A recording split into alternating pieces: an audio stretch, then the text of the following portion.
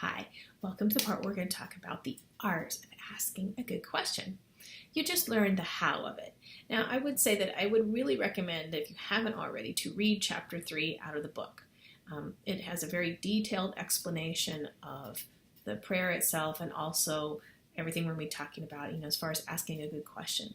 So I'm not going to just read out of the book. I'm going to say some other things. So make sure that you are also reading the book as you go along, because there will be pieces in there that you're going to want to know and to understand, and that way you can also go back and reread that as you wish for review.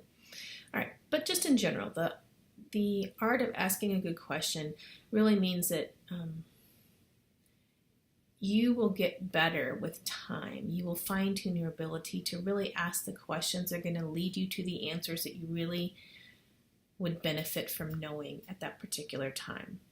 There's this immense field of information that's stored in your Akashic Records, and when you ask the questions, it helps to guide the record keepers to a particular place within your field of energy to be able to release that information to you so that you can then heal and grow from that. And your ability to ask the question or to verbalize the issue is like a signal to your record keepers that you are ready for that information. Now, they will also typically answer the question that you ask and not necessarily answer the question that you should have asked but didn't. So one example of that might be you ask, what can I do to be better at painting, let's say? And you get a response. And then you might ask, where should I go take a painting class? And then, you get some response.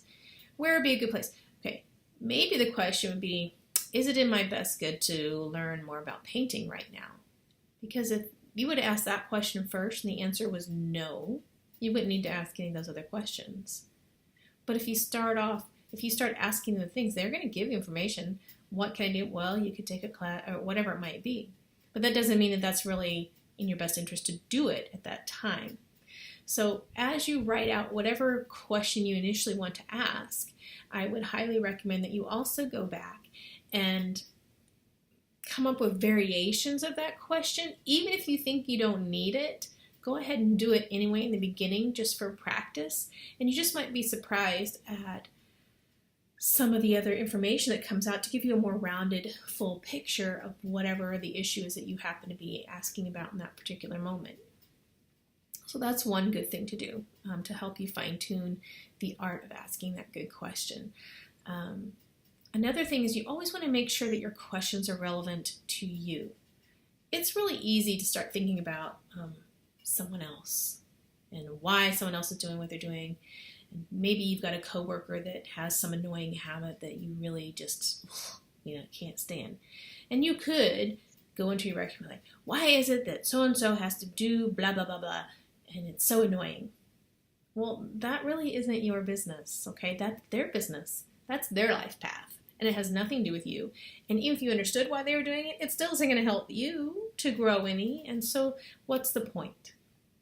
Now, if you were to change that question just a little bit, and you were to say, why is it that when so-and-so does whatever they do that I find so annoying? Why is it that it bothers me so much?